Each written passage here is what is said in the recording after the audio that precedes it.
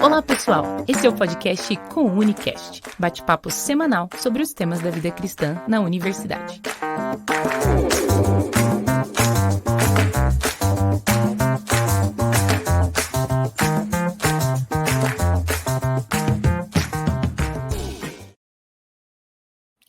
E aí, pessoal, tudo bem? Estamos aqui para mais um Unicast e eu tenho o privilégio e o prazer de ter aqui um convidado muito especial para nós falarmos sobre um tema muito especial. Nós estamos na semana 29, já é o Unicast episódio 29. Sempre falo isso e repito, o ano está voando, está passando muito rápido. E hoje nós vamos falar sobre um tema que eu acho que vai ser muito relevante, muito mesmo, para você jovem universitário e para você cristão ou você que é novo aí, está nos assistindo, querendo aprender e conhecer um pouco mais a palavra de Deus. Nós vamos falar sobre viver pela fé. E esse Counicast, né, todo o nosso material aqui do Counicast, sempre baseado no nosso livrinho Maturidade Espiritual, que tem 52 reflexões devocionais para as 52 semanas do ano. Então, se você ainda não adquiriu o seu Maturidade Espiritual, fica a dica para você adquirir, para ter esse tempo devocional semanal, talvez sozinho, talvez com o seu pequeno grupo na igreja, na célula, na sua universidade, na sua escola, seja onde for. Esse material com certeza pode estar abençoando e edificando a sua vida. E hoje nós vamos falar sobre o que é viver pela fé, como é viver pela fé. Eu entreguei o TCC semestre passado e aprendi naquele semestre um pouquinho do que é viver pela fé diante da faculdade. E olha, não é fácil, mas é possível sim viver pela fé. Eu sou o Felipe Martinelli, talvez você já me conheça de alguns outros episódios. Sou um botafoguense que mora em Curitiba, tenho 22 anos. E hoje aqui trouxe um convidado muito especial, de um lugar bem quente, que está falando conosco, que é o pastor Júnior Dantas. Eu vou deixar ele se apresentar um pouquinho aqui, e daí a gente já introduz esse tema. Pastor, fique à vontade, a palavra está contigo. E aí, galera, tudo bom com vocês? Graça e paz. Eu queria agradecer ao Felipe pelo convite. Muito massa, como a gente diz aqui na Bahia, estar com vocês. Essa coisa de se apresentar é uma coisa muito interessante, meio esquisita.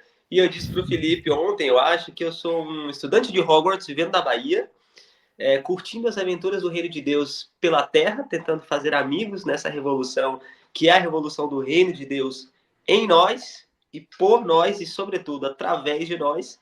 Sou pastor batista, sou professor no ensino médio e ainda sou estudante, né? Ainda estou fazendo outras formações. E não almejo nunca parar de estudar, porque a experiência do aprendizado, a experiência do crescimento intelectual é uma experiência genuinamente cristã. Então, é uma alegria estar com vocês aqui. Espero que esse papo seja muito bacana.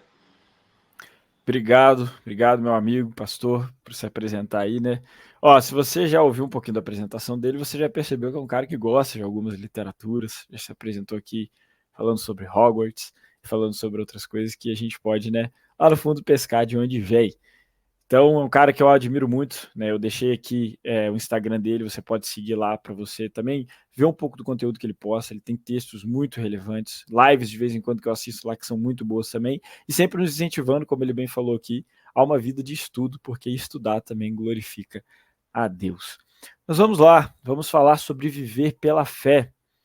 E pastor, né, a gente vive a nossa vida como cristãos baseados, né, falando muito sobre fé. Mas segundo as Escrituras, segundo a palavra de Deus, como nós podemos definir a fé? O que é a fé? O que você poderia falar para nós sobre isso? Felipe, essa é uma das perguntas mais legais e parece que ela já está respondida porque a fé cristã, tecnicamente, ela foi difundida no Ocidente, então todo mundo já ouviu falar desse tal de Jesus, da sua obra remidora e que todo mundo tem que crer nele para que receba a vida eterna. Meio que vira um clichê e há essa ênfase, você precisa crer em Deus, você precisa crer em Deus e viver o que Deus tem para você. Alright, ok, no trouble, mas como fazer isso? As gerações que nos educaram espiritualmente geralmente não sabem responder essa pergunta. Como não sabem responder, por exemplo, quem nunca ouviu, olha, você tem que orar. E o que é orar? Aí eles diziam assim, orar é falar com Deus. E aí você pergunta, como fazer isso? Eles também não sabiam, eles te davam uma oração formulaica para você repetir. É uma fé que está bem enraizada do ponto de vista das ideias, mas do ponto de vista da prática, ela meio que tem um gap, tem um espaço assim que a galera não consegue pegar. Como eu vou viver esse reino? O que é viver pela fé? Primeira coisa é que fé no Novo Testamento, a experiência de crer em Jesus, crer no que ele estava fazendo, as pessoas que estavam com ele naqueles rolês fantásticos e eram impactados por aquela presença maravilhosa, crer em Jesus e eventualmente viver por ele não era só acreditar. O verbo grego para crer é pisteuo. Nós traduzimos para crer como quem acredita que Papai Noel não existe, que o Flamengo é melhor que o Grêmio, essas coisas assim que todo mundo sabe. Mas a ideia de crer no Novo Testamento não era aquilo que eu acreditava cognitivamente apenas. Porque, por exemplo, Felipe, eu posso acreditar e ter consciência de que algumas coisas são proibidas pela lei dos homens. Sim. Mas isso não me impede de, por exemplo, praticar algum delito e por aí vai. Exato. O que acontecia quando as pessoas encontravam com Jesus, que os evangelhos sinóticos, Mateus, Marcos e Lucas, e até na tradução joanina, você verá o verbo psteuon, é que eles eram. Eles se tornavam. Crer na Bíblia não é aquilo que eu faço. Crer na Bíblia é aquilo que eu sou. Então, viver pela fé não é uma atitude moral que você adota agora que você faz parte de uma comunidade de fé, eu eventualmente vou me comportar de tal maneira. Isso até pode ser uma consequência. Mas uma das expressões mais legais para a palavra de Deus é que ela é palavra acontecimento. Eu tive um encontro com Jesus, aquilo aconteceu e eu me tornei. É um fato, né? É um fato. O Paul Tillich diz que fé é aquilo que me toca incondicionalmente. Virei, me tornei. Não é possível nós pensarmos que os homens e mulheres que têm contato com Jesus no primeiro século, conforme narram os escritos do Novo Testamento, só tiveram uma boa notícia de uma boa ideia de um cara legal. Sim. As pessoas não morrem por ideias legais. As pessoas não vivem por ideias legais. E ideias legais, elas estarão sempre obsoletas em algum momento. Alguma coisa aconteceu neles. Jesus aconteceu neles. E para responder a sua pergunta de uma vez, essas histórias dos missionários batistas pelo mundo, tem uma história muito legal em que missionários batistas foram para uma tribo aborígene e aquele pastor falava, Felipe, dos discípulos a caminho de Emaús. E, de fato, nós não temos nenhuma informação para onde Jesus vai depois. Jesus parte o pão, os discípulos dizem, porventura não queimava o nosso coração enquanto ele nos ardia as escrituras? E Jesus, deu no pé, sumiu. E aí uma criança, tinha que ser uma criança, né? Falou, e Jesus? Aí o pastor disse assim, nós não sabemos para onde ele foi. Aí o menino disse, eu sei. O pastor achou esquisito, nunca ouviu ninguém dizer aquilo, nenhum teólogo comentou sobre aquilo. O pastor virou para ele e disse, Jesus foi para onde? Aí o menino virou para ele e disse assim, Jesus entrou neles. É claro que é uma percepção da criança sobre a coisa, mas quando você olha que, de fato, o que acontece ali é que aqueles discípulos voltam para onde eles estavam fugindo, isto é, da perseguição romana após morte de Jesus, naquele caso de a ressurreição, de fato, alguma coisa aconteceu.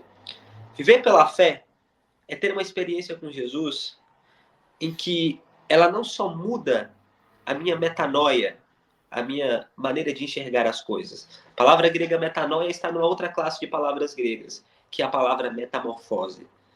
Muda a forma. Jesus é o mestre que muda a mente e muda a forma. Nos bagunça, nos vira de ponta cabeça. Viver pela fé, ou viver de fé, ou melhor, viver na fé, é exatamente esse caminho que eu faço. Agora que eu fui interpelado por Jesus, eu vou onde ele vai, do jeito que ele quer, com quem ele quer, e nada mais importa. Porque a ideia suprema, a coisa suprema, a pessoa suprema é ele, sua vontade. Cara, muito massa essa definição que você trouxe pra gente, pastor. Até, né, você comentando sobre a fé não ser só um conjunto moral de crenças e muito mais do que isso. Porque até quando a gente olha para o Novo Testamento, a gente vê talvez um dos grandes exemplos, né, do impacto de que a fé em Jesus teve, que é o apóstolo Paulo. Um homem que já tinha um conjunto moral de crenças, um homem que, né, já tinha uma vida religiosa, inclusive, e o encontro com Jesus vira ele, como você bem falou, de ponta cabeça, né? Tipo, dá um baque tão grande assim como fez com você, como fez comigo e vem fazendo com tantas pessoas ao redor da história. E é muito massa, cara, a gente olhar para a fé dessa forma muito mais pessoal, muito mais relacional de Deus do que apenas como um conceito religioso, né? Eu vejo que muito hoje em dia, no meio evangélico brasileiro, claro que eu não posso aqui generalizar, mas quero dizer num contexto geral, nós vemos que muitos cristãos, ou melhor, pessoas que se dizem cristãos, vivem essa fé muito religiosa, no quesito de muito moralista, muito baseada apenas em regras, e é óbvio que o cristianismo traz sim consigo regras e leis que envolvem o amor a Deus, mas isso tudo só faz sentido a partir do encontro pessoal com Jesus Cristo, né? Então, nossa, isso que você fala, eu acho que já quebra muitos paradigmas, talvez para você que está nos ouvindo, porque a fé é algo muito maior do que apenas um conjunto de crenças e do que apenas algo que envolve uma moralidade, principalmente para nós cristãos, que entendemos que a fé envolve uma pessoa, que é a pessoa do nosso Senhor Jesus Cristo, né? Então, muito, muito interessante esse comentário com vocês e gostei dessa história da criança, cara. Eu trabalhei com crianças e sei, realmente é o tipo de pergunta que crianças fariam e que dão um nó na gente, né? Isso é algo muito Completamente. interessante. É algo muito interessante. Você quer comentar mais alguma coisa sobre isso, pastor? Eu já posso pular para a próxima pergunta.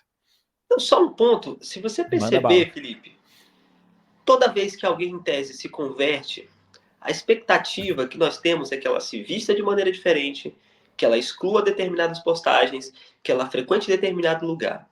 Mas você nunca vai ouvir alguém dizer coisas, por exemplo, você tem uma coisa tão incrível, tem uma coisa tão maravilhosa em você, tem algo tão extraordinário acontecendo na sua vida e alguém virar assim, é o Espírito Santo, é Jesus Verdade. purinho. A nossa percepção de conversão, de viver pela fé, é muito moralista, só que tem um problema.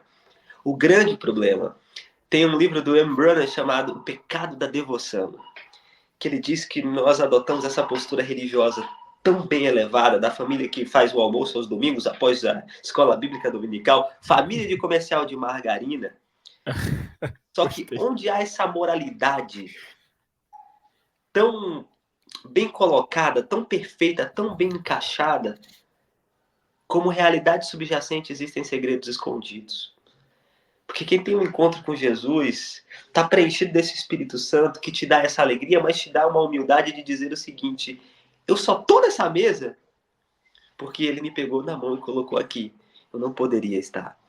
Então, isso que acontece em nós, que nos faz parecidos com Jesus, Jesus não dava carteirada. Jesus não se parecia com um rabi judaico tradicional. As pessoas olhavam para ele, Felipe, e falavam: cara, você tem que ser o Messias. Ou até o próprio Nicodemos, de madrugada, cara, tudo que eu vivi, tudo que eu estudei, tudo que me falaram sobre o Messias, você não é.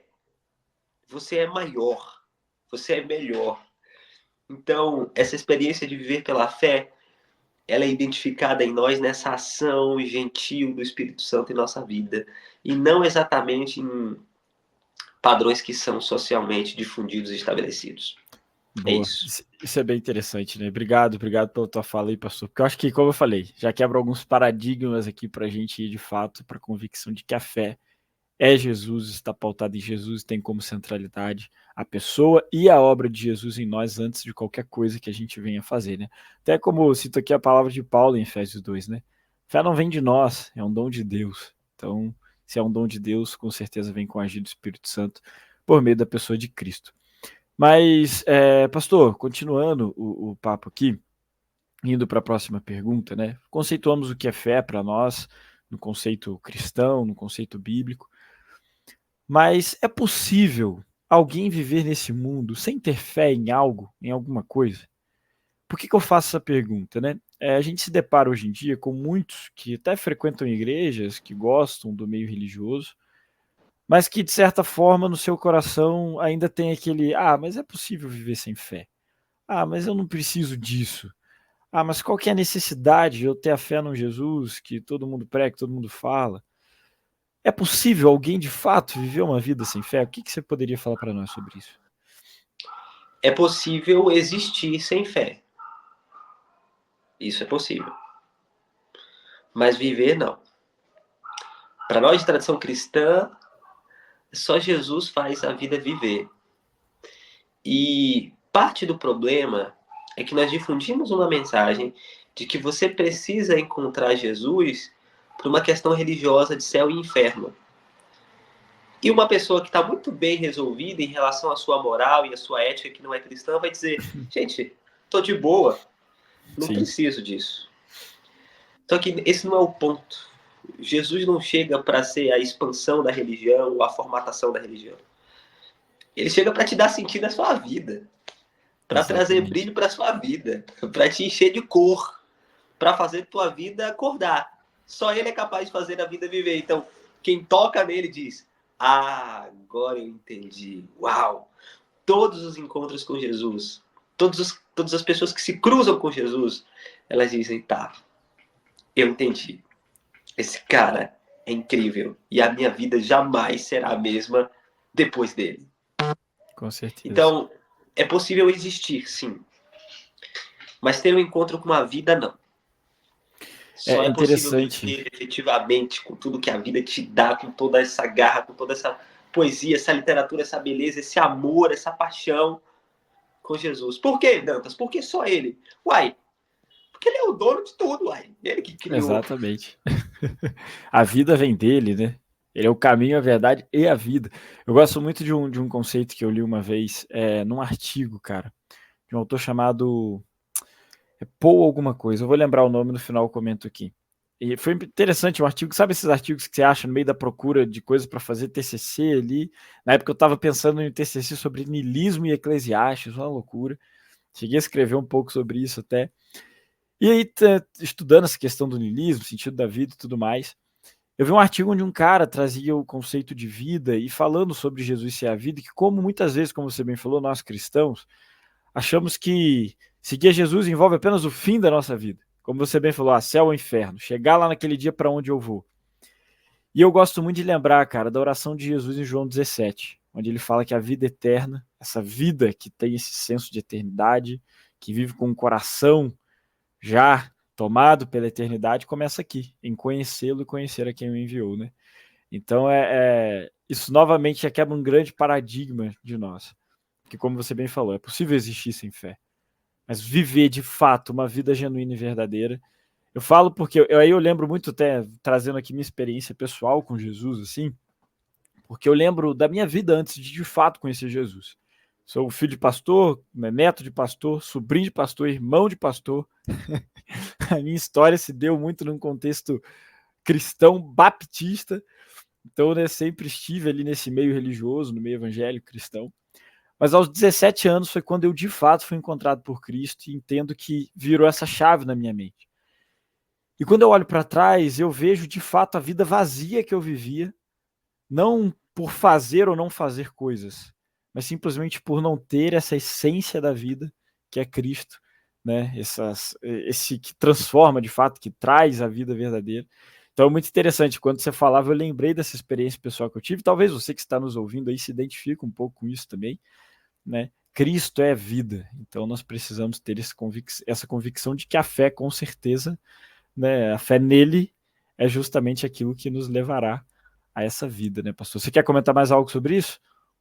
Só a ideia de reino, porque quando a gente pensa em Jesus, a gente pensa no reino dele como uma coisa que vai começar como um lugar dourado, tipo a Terra-média. Sim. Mas quando você tem um encontro genuíno com Jesus, o reino começa em você. É isso que Lucas, quando está descrevendo a ascensão de Jesus no primeiro capítulo de Atos e a descida do Espírito no capítulo 2, ele está dizendo, olha, eu vou deixar alguém com vocês, fantástico. E ele vai começar uma revolução. Não como o Pedro queria, uma revolução zelota, ou como o Judas queria, uma revolução sicária política, não tem o menor interesse em mexer com a política desse mundo. Então que revolução é essa? É em vocês. De dentro para fora, né? De dentro para fora. Tem até um texto do Donald Crabbe chamado O Reino de Ponta Cabeça. Utilizo bastante com a juventude aqui na igreja, e é a ideia de que esse reino não está distante. Ele acontece sinergicamente em nós e através de nós. E aqueles que estão cheios do Espírito Santo de Deus, porque confessaram Jesus como Salvador, e aí eu gosto do C.S. Lewis, que ele vai dizer assim, Jesus é o mestre que desembarcou disfarçado nesse mundo e convida amigos para uma grande revolução. É a revolução do Messias. Então, esse reino acontece em nós, não tem a ver com o fim do mundo, porque a Bíblia nem fala exatamente de fim do mundo, mas cumprimento dos tempos. Exato. Então, é Jesus dizendo, olha, vou mostrar para vocês o que é viver, e vou mostrar a vocês como aproveitar dessa vida com êxtase, com alegria, com unção e com uma missão que é maior do que vocês. Boa. Um reino que é maior do que nós, né? Eu lembro muito da fala do pastor Pascoal até no culto de posse dele no final da última convenção. É sobre algo que é muito maior do que nós. Então, nossa, obrigado por trazer essa definição, pastor, que ajuda, eu acho que, né, para você que está nos ouvindo, como eu falei, que talvez tinha um conceito diferente do que é fé, do que é viver pela fé, eu acho que quebra alguns paradigmas e nos traz à luz, né, de fato, da centralidade de Cristo nisso. Mas aí, pastor, né, falamos aqui sobre o que é fé, falamos aqui sobre a possibilidade de uma vida sem fé e da importância de uma vida com fé. Mas e talvez, vamos supor que tem alguém aqui nos ouvindo hoje que abraçou a fé cristã, mas ainda não entendeu. Por quê? A fé cristã é de fato a fé genuína, porque, né, a fé em Jesus é de fato o que traz vida, e não a fé em Maomé, ou não a fé em algum outro, né, outra linha religiosa, por assim dizer. Por que Jesus é a centralidade da nossa fé? Por que nós, crentes, cristãos, temos fé em Jesus? O que você poderia falar para nós sobre isso? Existem aspectos que nós poderíamos utilizar aqui para explicar por que a fé em Jesus é real, por que a fé em Jesus é relevante. Uma obra, duas na verdade, fundamentais para indicar para vocês. Elas são mais densas e mais técnicas. Primeiro falando sobre a confiabilidade do ministério de Jesus conforme descrito nos evangelhos. Jesus e as testemunhas oculares, do Richard Balkenham. Os Evangelhos como Testemunhos de Testemunhas Oculares, publicado no Brasil pela editora Paulus. Qual é a pesquisa do Balkenham? Dizer, olha, essas histórias que se contam a respeito desse Messias, esses relatos que são contados sobre ele, elas não são um relato ficcional, bem como elas não são um construto sociológico, político, religioso, para que seja o papado, seja as monarquias absolutistas, estabelecessem um controle religioso. Porque não tem como uma mensagem ter sido tão amplamente difundida ao longo do tempo, por pessoas de lugares diferentes, de línguas diferentes, e ainda assim encontrar uma uniformidade. Então a Bíblia que você tem, eu como professor, com a formação em letras, é um milagre literário que só pode estar da forma que está, porque é confiável. Ah, mas não tiveram copistas, por exemplo, que ao longo do tempo alteraram. Não tem como, nós temos vários textos originais, o Codex, por exemplo, Vaticanus, ou Codex Catabrigiensis, ou os primeiros textos que a gente chama de textos receptos. E a gente vai comparar os mesmos relatos de transmissão oral e você percebe como Deus conservou a sua palavra. E aí, nos anos 50, a gente tem a descoberta dos manuscritos de Qumran, ou os manuscritos do Mar Morto.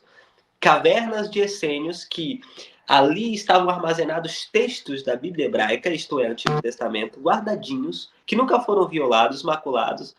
E, para a crítica romântica da época, falou, não, agora a gente vai descobrir se isso foi alterado ou não.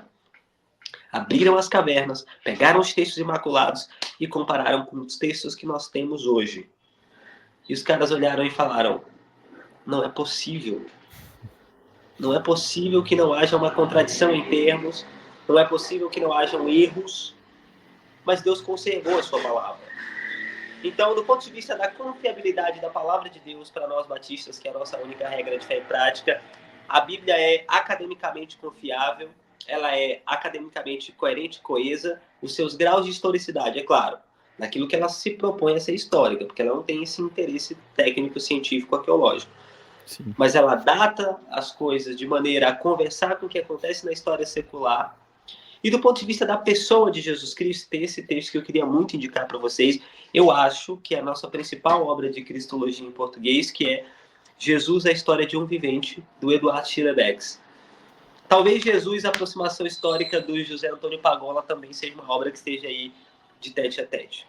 Por que Jesus é uma figura tão fascinante? Primeiro porque nós conseguimos situá-lo historicamente, situar o seu ministério e encontros com Jesus que estão em literatura canônica, ou seja, estão na Bíblia, em literatura deuterocanônica, ou seja, de outros escritos da época, como a carta de um senador romano, falando sobre quem é Jesus, uma carta linda, falando sobre o seu corpo, a sua voz, a maneira que ele tratava as pessoas, ainda que muito romantizada a carta, ainda assim uma carta que testificava acerca de Jesus. Nós damos credibilidade à figura de Jesus, não só por conta de escritos canônicos, deuterocanônicos, até apócrifos, mas pelo impacto que esse homem, improvável, limitado e simples de Nazaré, teve não só no primeiro século, como teve em toda a história. Eu gosto de Shakespeare, que foi um homem do seu tempo, Jane Austen, uma mulher do seu tempo, Allan Poe. Nós conhecemos a história de Maomé, por exemplo, com todo respeito à comunidade muçulmana, todo o nosso carinho e abraço, de outras figuras históricas que não só tiveram a sua atuação, como tiveram a sua morte relatada, em alguns casos até situada geograficamente. Mas o caso de Jesus é extremamente atípico, porque não é só a magnificência do seu ministério, mas o fundamento da crença nele é absurdo. Que é alguém que venceu o Hades, o Sheol. E a nossa crença não é que ele existiu ou foi um cara legal. Nós não crucificamos caras legais. Nós crucificamos ameaças. O Keller diria isso. É alguém que venceu a morte e, mais do que isso, pessoas há milhares de anos aguardam seu retorno. É um absurdo científico e é o fundamento da nossa fé. Então, por que essa fé em Jesus? Porque nunca houve ninguém como ele. E nem nunca haverá. Achei legal isso que você falou, né? Quando a gente olha, não é errado nós admirarmos outras figuras, e de fato são pessoas admiráveis, mas ninguém como Jesus. Exatamente isso que você falou, né? Eu gosto muito quando nós olhamos para o Novo Testamento e vemos justamente o encontro que as pessoas tiveram com Jesus e como isso de fato mudou a vida delas, né? Tem um livro do Tim Keller, Encontros com Jesus, onde ele fala, né, sobre diversas pessoas diferentes, níveis sociais diferentes, classes sociais diferentes, perspectivas de vidas, crenças diferentes, e como o que mudou a vida dessas pessoas é literalmente, de fato, o encontro que elas tiveram com Cristo. Esse Jesus que, né, a fé nele é o que fundamenta a nossa vida, e como a gente já falou nisso, como você bem lembrou, é de fato a própria vida, né? Então é muito interessante nós olharmos para Jesus dessa forma e entendermos isso. E já que a gente está falando aqui para jovens, né, universitários, pastor, entendemos aqui sobre o que é a fé, sobre a possibilidade de uma vida sem fé, sobre a importância de uma fé em Jesus e da sua suficiência. Obrigado, inclusive, pelas indicações aí. Mas qual que é a importância, né, se a gente pudesse falar assim, de um jovem, ou melhor, para um jovem universitário, de exercer de fato a sua fé? Eu digo exercer porque muitas vezes, né, nós temos a mentalidade, e eu deixo essa fala aqui até para você, talvez, que tenha essa mentalidade, de que a faculdade, a universidade é um inimigo do cristão. Mas eu acho muito errado isso, pensar dessa forma. Creio que é um erro, né, uma visão muito errada, porque o mundo, se a gente for olhar nessa perspectiva, todos os lugares que nós estão sob efeito da queda, então, né, se fosse por isso, todos esses lugares, consequentemente, são inimigos de um cristão. E nós não podemos olhar para a universidade dessa forma, e creio que a falta de exercer a fé dentro da universidade foi o que levou a esse medo que hoje os cristãos têm de ir para a universidade. Creio que a resposta para isso é justamente os jovens cristãos se prepararem para o ambiente acadêmico, assim como se preparam para o ambiente de trabalho, assim como se preparam para o ambiente da igreja, né? Que a igreja de Cristo nós sabemos que ela é perfeita, mas é feita de seres humanos falhos e que tem suas falhas também. Então, qual a importância de um jovem que está nos ouvindo agora, universitário, um jovem que está aí saindo do ensino médio, vindo para a faculdade, de fato, exercer e evidenciar a sua fé dentro desse contexto universitário? Felipe, a primeira coisa, você jovem universitário que está me escutando agora, que bom que você está na universidade, cara. Curta muito. Que bom que Deus te colocou aí. A universidade é um lugar maravilhoso. E a universidade é o berço de Satanás, alguns diriam, né? Não, não é não. Você está lá. Então já quebra essa ideia. Boa. A experiência de adquirir conhecimento, ela é genuinamente cristã. Nós temos livros que são chamados de livros sapienciais na Bíblia hebraica, livros de sabedoria. A ideia de jovens preparados, sábios nas ciências humanas é fundamental. Não basta só você ser um cristão, você precisa ser um cristão que é um bom profissional. Existem cristãos que são péssimos intelectuais, que são péssimos profissionais, são devotos, são piedosos, mas são profissionais irresponsáveis, não são capacitados, sabe? Estão muito aquém sob a premissa de que esse mundo vai acabar, de que esse mundo está perdido. Não entendeu nada do Novo Testamento. Então aproveite muito a universidade. Cada professor, não concordo com aquilo, tá de boa, tranquilo. Mas por enquanto você é aluno, seja humilde, leia, examine de tudo. O apóstolo Paulo diria, olha, tenha sacada, tenha sagacidade, examine de tudo e retenha o que é bom. Talvez quando você fizer seu mestrado, doutorado, você volte para ensinar numa nova perspectiva, que não precisa ser uma perspectiva religiosa em seu primeiro momento, mas uma perspectiva séria, técnica. Cristãos precisam fazer trabalho de excelência. A universidade não precisa ser uma extensão da sua igreja. A universidade é a universidade. Mas a sua vida cheia de Jesus Cristo vai testificar a respeito de Jesus em qualquer lugar que você esteja. Como viver essa experiência universitária? Primeiro, leve a sério. A maneira em que você leva os seus estudos não é só o seu comportamento moral, mas a maneira em que você se relaciona com os seus estudos testifica acerca de Jesus em sala de aula. Primeiro ponto. A sua conduta moral, é claro, haverão rolês que não será para você. E haverá rolês que aparentemente são para você. Por exemplo, das minhas experiências acadêmicas, eu pensava que o meu ministério na universidade era ir para os grupos religiosos que tinham lá de universitários. Só que chegou um momento em que eu falei, cara, isso aqui não vai funcionar. Era a reflexão que eu tinha. Infelizmente, em alguns momentos se constatou, como eu vou ser um embaixador de Jesus? Como eu vou falar de Jesus na universidade? Aí eu descobri, não vou. Não preciso levar a Bíblia no meu carro. Como não preciso só usar camisas religiosas. Então o que você vai fazer? Eu vou deixar que Jesus seja em mim. E havia um caso de uma colega que eu tive, nós somos colegas de sala, e ela não gostava de pessoas da tradição cristã, e quando falaram que eu era pastor, aí ela, meu Deus do céu, aí que ela desgostou mesmo. E sempre que ela podia, Felipe, ela trazia um comentário ácido acerca do que era a fé, sempre tentando me magoar de alguma maneira. Mas uma vez eu estava aqui na cidade em que eu pastoreio, me organizando para ir para a faculdade, e o Espírito Santo falou ao meu coração. E olha que para o Espírito Santo falar o coração de Batista dá trabalho. A gente tem que ter certeza que foi ele. E ele disse para mim assim, olha, compre um chocolate, coloque um post-it e coloca dentro da mochila dela. Eu falei, Senhor, não, você está muito bem-humorado hoje. Eu sei que Jesus foi ungido com óleo de alegria, lá conforme Hebreus capítulo 1. Mas aí, por favor, Senhor, ela é crossfiteira, olha o tamanho dela, ela vai me quebrar em 2 pedaços. Mas quando o Senhor manda, a gente obedece. Eu fui, esperei todo mundo sair da sala, Felipe. Não tinha ninguém olhando, coloquei lá dentro da mochila dela e saí de fininho rumo ao meu carro até que eu ouço alguém me gritar, ei, rapaz! Falei, Senhor, eu vou tomar uma surra aqui na universidade, na frente de todo mundo? Não deixa eu fazer isso com o meu servo, não. Aí ela veio em minha direção e disse, foi você que colocou isso aqui? Aí eu já virei aqui, falei, bom, se ela bater de um lado do rosto, talvez dê aqui pra eu... Falei, fui eu. E aquela menina me abraçou e começou a chorar. Falei, gente, o que tá acontecendo aqui? E as pessoas olhando.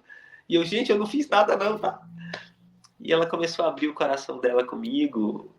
E a gente teve uma caminhada muito bonita. Ela não se tornou batista, ela foi para uma outra denominação.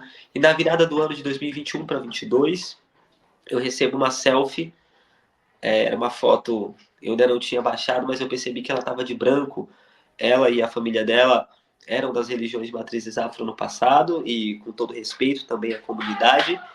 Aí eu falei, ela deve estar mandando uma foto de lá. E quando eu baixei a foto, Felipe, era ela e a família dela com roupas batismais. Na virada daquele ano, eles se batizaram e entregaram a vida deles a Jesus.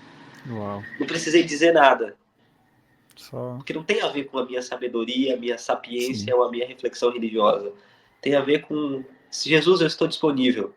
Me usa. Seja para pregar, ou seja para dar um Kit Kat. Só quero ser usado. Uau, cara, que experiência, pastor.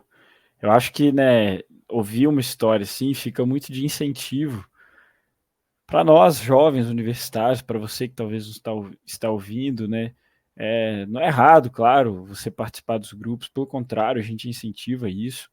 Né? Não é errado você ir com camisetas cristãs para a faculdade, não é esse o ponto, mas é justamente isso que o pastor Júnior falou, é você deixar Jesus viver.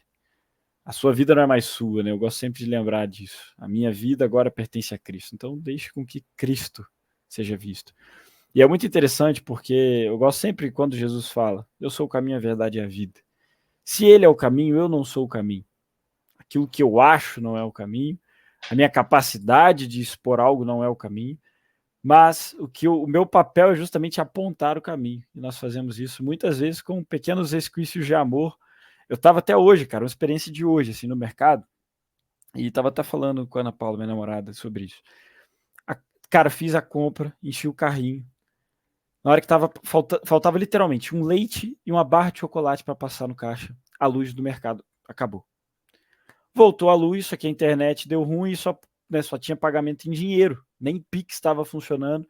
Ou seja, sei lá, mas agora, nossa geração particularmente, difícil andar com dinheiro no bolso, ando com carteira e tal. Não tinha como pagar. Eu falei, putz, cara, o que eu faço? Eu não vou ter tempo para ficar esperando aqui agora. Aí perguntei para a moça do caixa, ela falou, olha, né, se você quiser esperar, tudo bem, se não pode deixar suas compras aí, não precisa devolvê-las, a gente organiza, me perdoe, desculpe.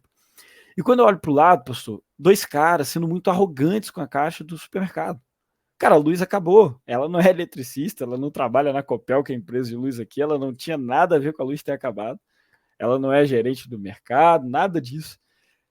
E quando eu vi aquilo, meu coração se indignou, mas foi uma indignação muito boa, porque eu voltei do mercado orando. Falei, Senhor, não me deixe ser arrogante dessa forma. Que a minha fé no Senhor seja evidenciada por uma fé que de fato ama, que de fato é compreensiva, claro, né, compreensiva e verdadeira, e que vive genuinamente o cristianismo. Mas não me deixe, por favor, eu vim clamando a Deus, falei, por favor, não deixe em hipótese alguma eu me tornar alguém arrogante dessa forma para com as pessoas. Atrás daquele caixa tinha um ser humano, uma pessoa que tem sua história, né? E como você bem falou, talvez a nossa tendência, nesse seu caso, seria, né, esquecer essa menina, sentar do outro lado da sala, passar longe dela. Ainda mais, né, como você falou, pô, essa menina vai me bater, cara, o que eu vou arrumar? Mas um ato simples, simbólico de amor, né? Sem até palavras, inclusive, fez com que você abrisse a janela ali, abrisse essa porta para que essa pessoa conhecesse Jesus, né? Então, eu diria que a faculdade, ela não é, como você bem lembrou, um ambiente de Satanás, ela é um campo missionário, assim como qualquer outro lugar que nós estamos, que tem pessoas que não conhecem a Cristo. Então, viva isso, viva esse campo missionário, viva esse lugar com fé, vivendo pela fé, por fé, e sendo confiante em Cristo. Pastor, já para a gente caminhar para o final, né, deixa uma palavra aí de incentivo, uma palavra final aí para os nossos ouvintes, aquilo que Deus tocar no teu coração, fique muito à vontade. Galera, que prazer estar com vocês. Eu espero que, de alguma maneira, eu possa ter sido, junto com o Felipe, instrumento de Deus para a vida de vocês, porque é o que nós somos. Aventureiros, fazendo essas amizades do reino de Deus pela terra, convidando as pessoas para a grande revolução, que é a revolução do reino de Deus.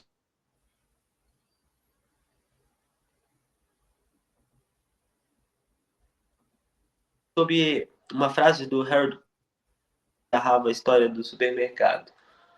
A minha religião, a minha fé não é aquilo que eu creio, é aquilo que eu faço. Não é aquilo que eu creio apenas, é aquilo que eu faço.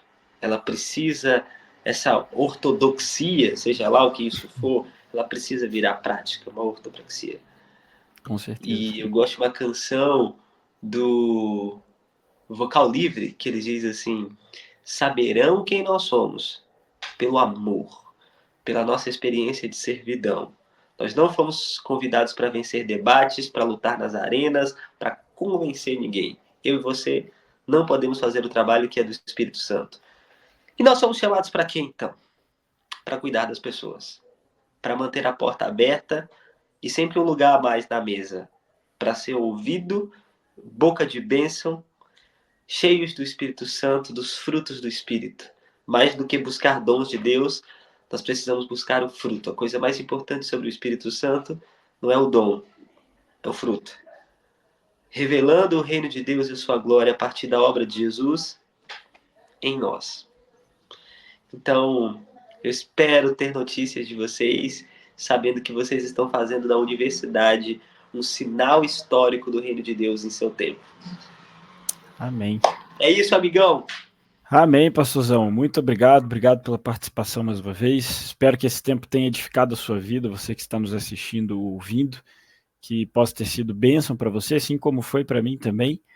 E lembre-se, viva pela fé em Cristo, porque somente Cristo nos salva, nos redime, nos transforma e nos capacita para vivermos a vida em sua essência, em sua magnitude, como ela de fato deve ser. Seja bem-vindo ao COUNICast, a sua primeira vez. Se você está aqui em mais um episódio nos assistindo, muito obrigado pela participação. Deixo aqui 2 avisos rápidos. Se você ainda não tem ou não baixou o aplicativo do Pão Diário Universitário, está aqui embaixo o link. Lá nós queremos te ajudar na sua vida devocional, com o cronograma de leitura anual da palavra, com os vídeos aqui do COUNICast também de forma mais acessível. Lá nós temos alguns grupos que funcionam nas faculdades, grupos cristãos, para você também entrar em contato, né, se comunicar com eles, participar deles. E nós temos ali alguns devocionais diários para também edificar a sua vida. E o segundo aviso, se você não nos seguiu no Instagram, @couni.conexãouniversitária, nos siga lá para ter acesso ao nosso conteúdo, tudo aquilo que nós disponibilizamos e postamos para edificar a sua vida e a vida das pessoas à sua volta. Que Deus te abençoe, viva pela fé e lembre-se sempre que Jesus é suficiente para a sua vida. Pastorzão, muito obrigado mais uma vez. Aquele abraço. Tchau, tchau, galera. Tamo junto.